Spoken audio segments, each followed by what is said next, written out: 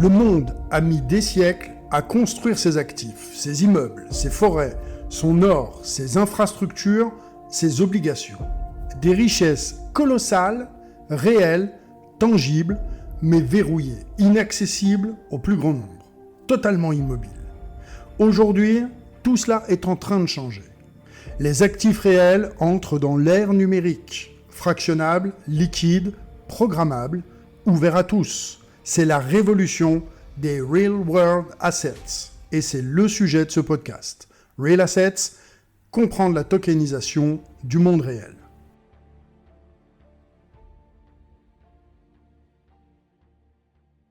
Un mot d'abord avant de rentrer dans le vif de notre sujet. Cet épisode parle de réglementation. Et la réglementation, eh bien, c'est un paysage qui bouge relativement vite. Ce que je vais vous dire aujourd'hui vaut à la date où, bien sûr, j'enregistre, soit début juillet 2026. Certaines choses que nous allons voir sont des nouvelles fraîches, d'à peine quelques semaines. D'autres se joueront dans les mois qui viennent. Donc je vous demande de garder cette date en tête pour cet épisode. Et dans ce domaine, une vérité d'aujourd'hui peut devenir l'histoire ancienne de demain. Et c'est précisément ce qui rend le moment tout à fait passionnant. Alors, voilà. Une fois ça posé, je vous propose que nous rentrions dans le sujet. Il y a une idée reçue, à mon sens, qu'il faut balayer d'emblée. Beaucoup de gens imaginent que les actifs réels tokenisés vivent dans une sorte de zone grise, un Far West juridique où tout serait permis parce que rien ne serait réellement encadré. Eh bien, accrochez-vous bien, c'est totalement faux, profondément faux même. Et cette méprise vient d'une confusion que nous allons dissiper entièrement aujourd'hui dans cet épisode. Les RWA, déjà, disons-le clairement, ne sont pas des crypto-monnaies au sens sauvage du terme. Un immeuble tokenisé, une obligation tokenisée, une part de fonds tokenisée, ce sont des actifs financiers parfaitement identifiés, qui existaient bien avant la blockchain et qui sont encadrés depuis des décennies par des corps de règles denses et éprouvées. La tokenisation ne les fait pas sortir du droit. Au contraire même, elle les y maintient fermement. Et c'est là toute la subtilité et c'est le fil rouge de cet épisode. Nous allons ensemble parcourir le monde.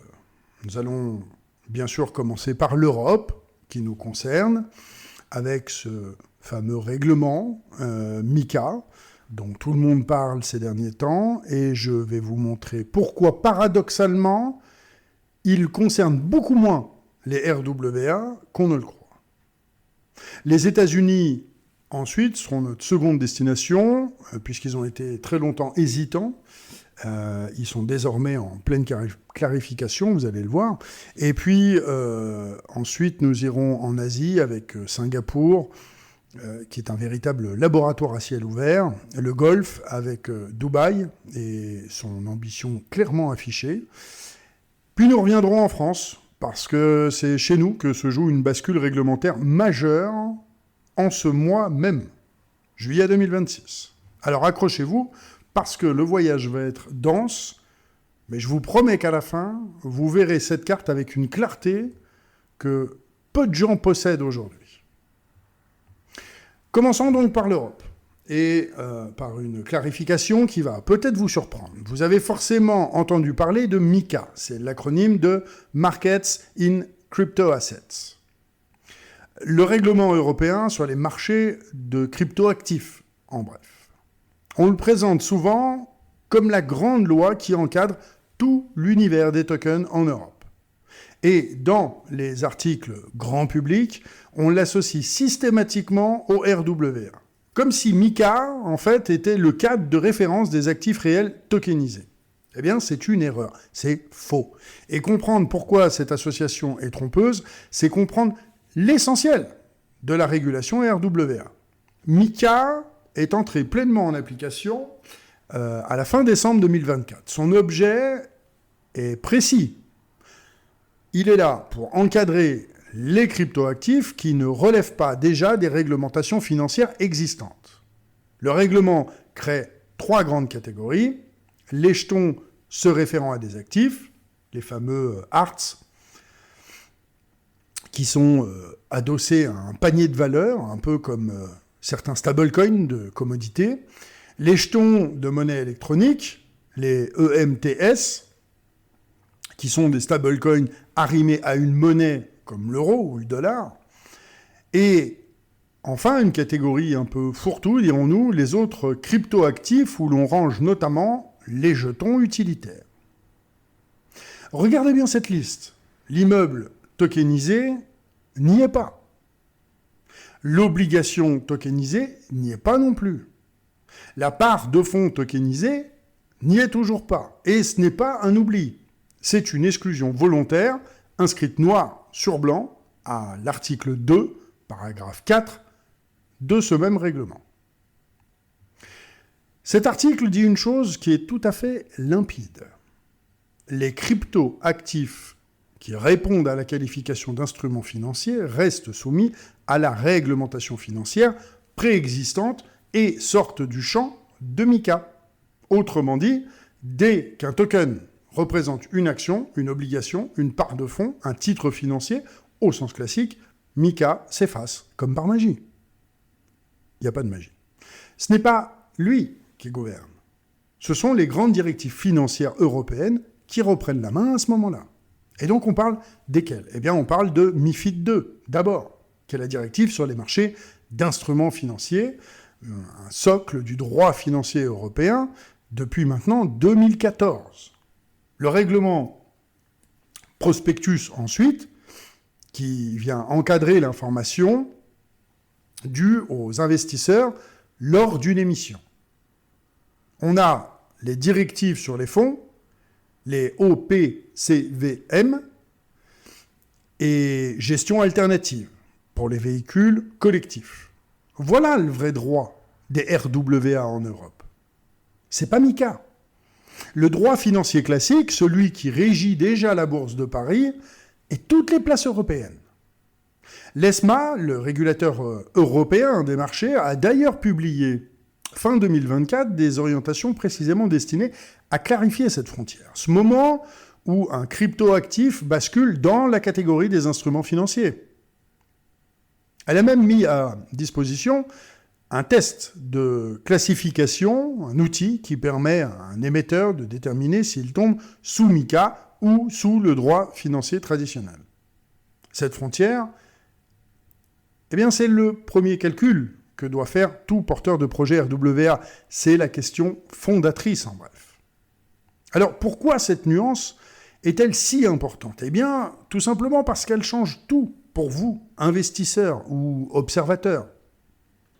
Elle signifie que la grande majorité des RWA sérieux ne relèvent pas d'un droit expérimental et flou, mais bel et bien du droit le plus établi, le plus protecteur, le plus éprouvé, qui soit en matière financière.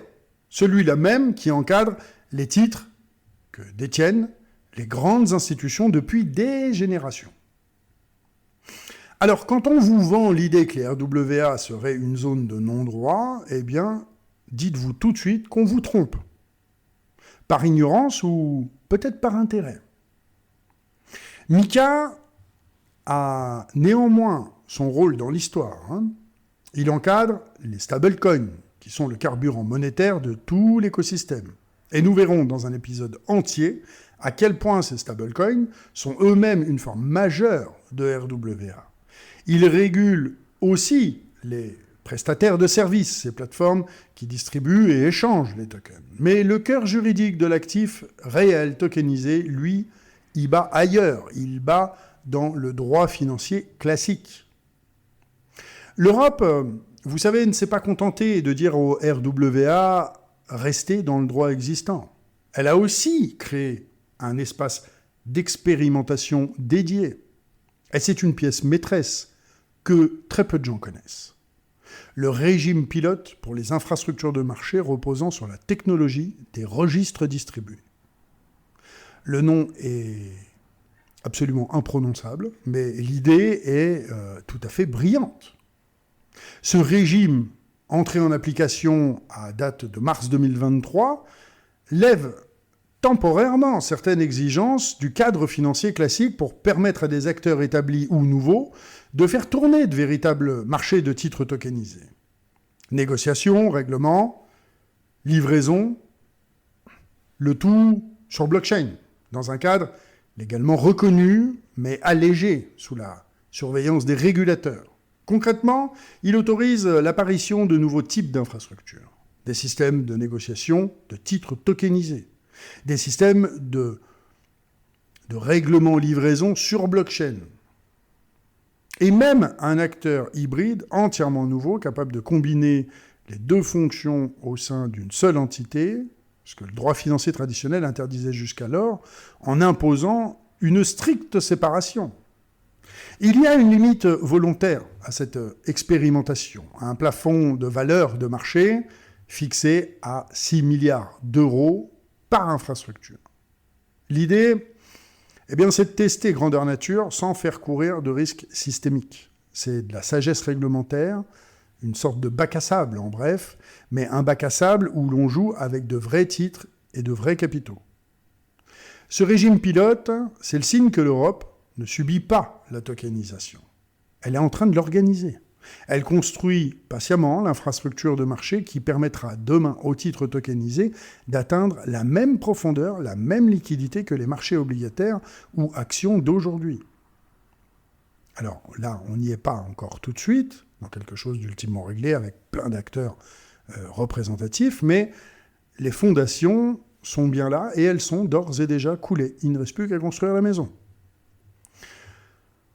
Je vous propose que nous traversions donc l'Atlantique pour suivre notre schéma initial. Aux États-Unis, l'histoire réglementaire des RWA a longtemps été celle d'une sorte de paradoxe. Le marché le plus profond du monde, la place financière la plus puissante, est pourtant un flou juridique persistant qui est entretenu par une régulation par la sanction plutôt que par la règle. Pendant des années, la SEC, qui est le gendarme boursier américain, a préféré poursuivre les acteurs devant les tribunaux plutôt que d'énoncer des règles claires. On avançait dans le brouillard et à ses risques et périls. Ce temps est en train de se refermer, ou la page se tourner, et tout se passe très vite en ce moment. Depuis 2025, une clarification profonde est à l'œuvre, portée par un changement d'administration et une volonté politique affichée de faire des États-Unis, selon la formule consacrée, la capitale mondiale de la crypto. Le premier acte majeur fut le Genius Act. Signé en juillet 2025, ce texte établit le tout premier cadre fédéral pour les stablecoins de paiement. Il pose une règle claire, ces stablecoins ne sont ni des titres, ni des matières premières, ni des dépôts bancaires. Ils occupent leur propre couloir réglementaire supervisé principalement par les régulateurs bancaires. Une clarté qui était, ma foi, attendue depuis bien des années.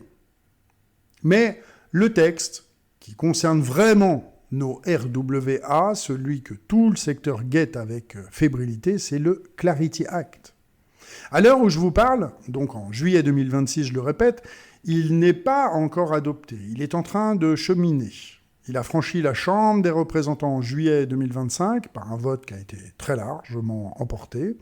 Il progresse au Sénat, commission après commission, au gré de négociations serrées, notamment sur l'épineuse question de la rémunération des stablecoins. Et son sort se jouera dans les prochaines semaines là, qui viennent. Je vous en reparlerai. Inscrivez-vous sur les différents réseaux sur lesquels Real Assets ou moi-même, David Hubert, sommes présents. Alors, c'est une entité, une seule et même entité. Donc, tous les réseaux que sont Blue Sky, Twitter, Nostr, LinkedIn, etc. Enfin, ceux-ci principalement. Et néanmoins, certains sénateurs ont prévenu, il faut le dire, s'ils ne passent pas le cap du Sénat d'ici la fin de l'été, là, 2026, eh bien le sujet pourrait être définitivement gelé pour des années. Donc nous sommes à un moment charnière. Alors, qu'est-ce qu'apporterait ce Clarity Act ? Qu'est-ce qu'il ferait dans le fond ? Eh bien, il trancherait par la loi et non plus par l'interprétation. La question fondamentale, tel token tokenisé est-il un titre financier relevant de la SEC ou une matière première numérique relevant de la CFTC, l'autorité des marchés de dérivés. Cette seule qualification va commander tout le reste. Les obligations d'enregistrement, les plateformes autorisées à la lister, les protections offertes aux investisseurs, les mécanismes de sanction.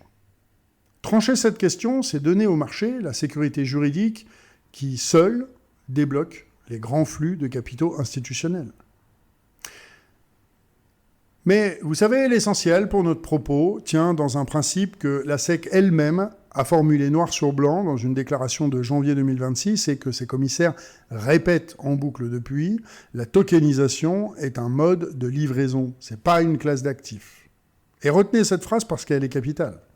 Elle signifie qu'un titre financier tokenisé reste un titre financier. Il doit respecter exactement les mêmes règles que sa version classique. Enregistrement, information, restriction de transfert, obligation de conservation. Mettre une obligation sur une blockchain ne la fait pas échapper aux droits des obligations financières. Cela ne change que son support technique et absolument pas sa nature juridique. Et c'est exactement le même principe qu'en Europe. Des deux côtés de l'Atlantique, avec des chemins différents, on aboutit à la même conviction fondatrice. Le token, c'est pas qu'une enveloppe. Et c'est le contenu, l'actif financier réel, qui commande le droit applicable. Cette convergence, c'est pas un hasard. Elle traduit une maturité collective. Le monde a cessé de se demander si les RWA sont légaux. Il se demande désormais comment appliquer proprement à ces actifs le droit qui les régit déjà. Dans l'intervalle, avant même le Clarity Act, les émetteurs américains ne sont pas démunis. Ils s'appuient sur des exemptions bien connues du droit financier américain, notamment celle dite Regulation D and Regulation A+, qui permettent de lever des fonds sans enregistrement complet auprès de la SEC, souvent en réservant l'accès à des investisseurs qualifiés. Et c'est sur ces fondations éprouvées que reposent la plupart des projets sérieux outre-Atlantique. Allez, on met cap sur l'Asie maintenant, et sur une cité-État qui a compris, avant beaucoup d'autres, l'enjeu de la tokenisation, et donc je parle de Singapour. L'approche singapourienne est remarquable de méthode. Le régulateur, qui s'appelle la MAS, l'autorité monétaire de Singapour, n'a pas cherché à créer un droit d'exception pour les RWA. Comme l'Europe, comme les États-Unis, elle traite les titres tokenisés comme des titres soumis à sa loi sur les valeurs mobilières et les contrats à terme. Les plateformes qui les manipulent doivent détenir les mêmes licences qu'un courtier ou une bourse classique. Il n'y a pas de passe-droit et il n'y a pas de régime au rabais. Mais Singapour a ajouté quelque chose d'absolument précieux, un laboratoire vivant baptisé Project Guardian. Lancé en 2022, ce programme réunit le régulateur et une constellation d'institutions financières de premier plan. On retrouve JP Morgan, DBS, Standard Chartered, et il y en a encore bien d'autres qui ont mené justement sous cette bannière de véritables transactions sur des obligations tokenisées, des fonds tokenisés, des opérations de change tokenisées. Et on ne parle pas là de maquettes, ce n'est pas des démonstrations de principe. Ce sont des opérations réelles, avec des vrais actifs, dans un cadre supervisé. Project Guardian a essaimé. Des associations de gestion d'actifs singapouriennes et britanniques l'ont rejoint. Des banques centrales du monde entier en observent les résultats. Le programme a produit des cadres de référence, des modèles d'interopérabilité entre registres, des guides pratiques pour finalement tokeniser telle ou telle classe d'actifs. Et c'est devenu une sorte de bien commun réglementaire, un patrimoine de savoir-faire que d'autres juridictions viennent puiser en permanence. Ce que Singapour démontre, c'est qu'une régulation intelligente n'est pas forcément une régulation qui invente tout from scratch. C'est une régulation qui applique le droit existant avec rigueur, tout en ménageant des espaces d'expérimentation encadrés où le secteur privé et le régulateur apprennent ensemble. Une pédagogie de la confiance. Un modèle dont beaucoup s'inspirent aujourd'hui. Changeons encore de continent et direction le Golfe, où Dubaï s'est positionné avec une belle audace assumée, je dirais. L'Émirat a fait un pari, celui de devenir un pôle mondial de la finance tokenisée en offrant ce que beaucoup de juridictions tardaient finalement à fournir, soit un cadre clair et dédié. Dubaï a créé une autorité spécifiquement chargée des actifs virtuels, la VARA, qui délivre des licences aux plateformes et aux prestataires. À côté d'elle, un autre centre financier, l'Abu Dhabi Global Market, propose un régime structuré pour les titres numériques et les produits d'investissement tokenisés.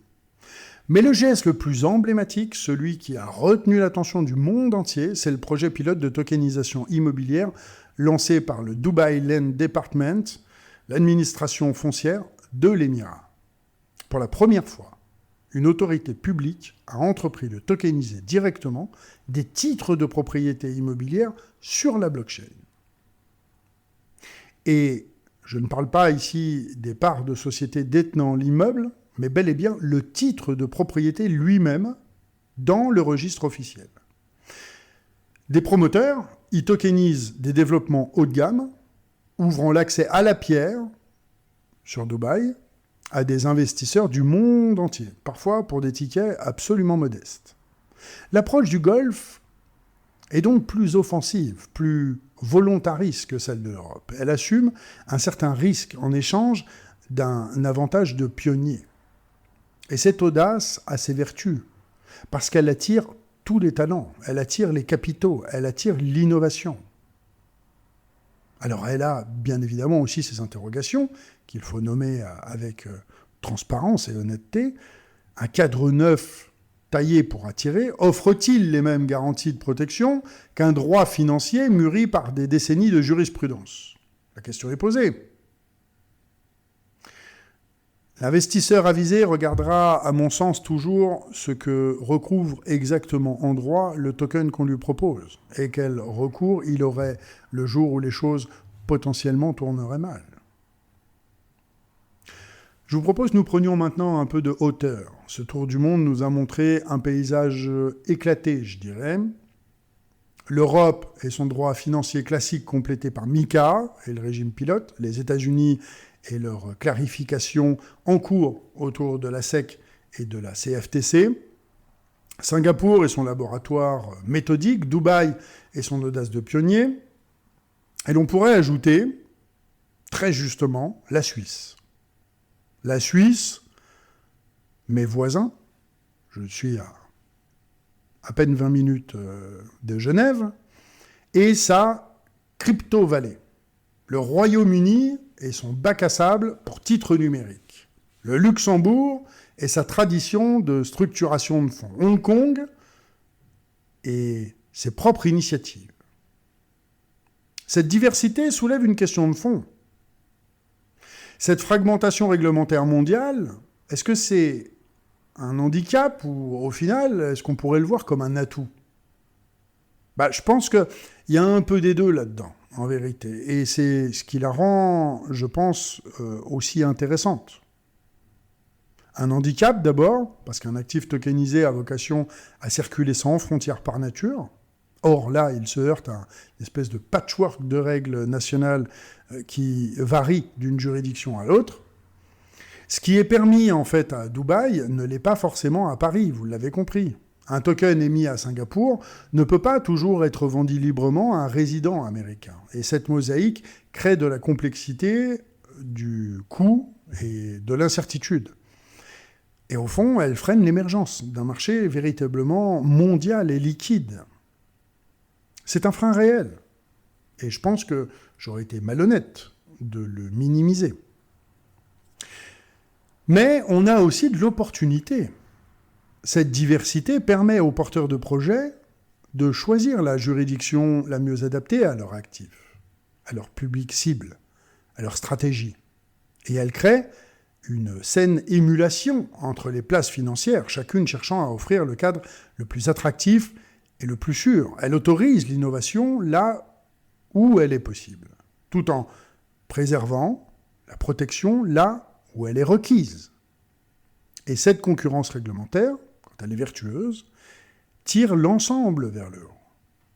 Il y a toutefois, je pense, une ligne rouge, moi je la vois, et je vous la livre donc. Choisir une juridiction pour la qualité de son cadre, c'est légitime et intelligent.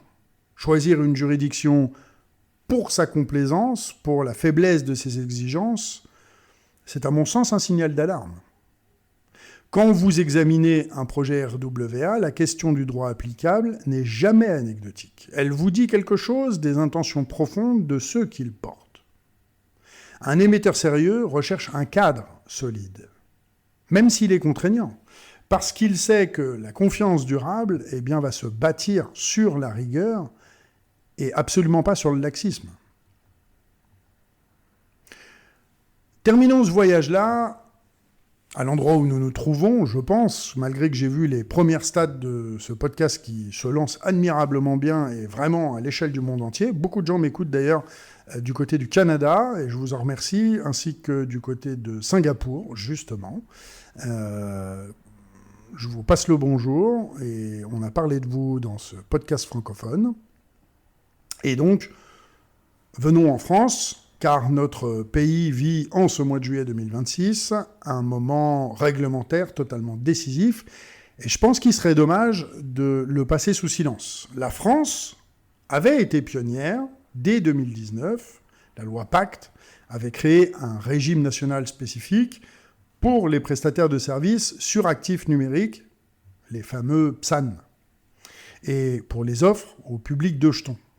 Ce cadre précurseur en Europe avait donné à l'écosystème français, au fond, une longueur d'avance et une sécurité juridique qui a été appréciée. Or, ce régime national a désormais vocation à s'effacer devant le droit européen, avec l'entrée en application de MiCA. Une période transitoire avait été ménagée pour permettre aux acteurs français, enregistrés sous le régime PSAN, de continuer leur activité. Cette période transitoire s'achève précisément maintenant.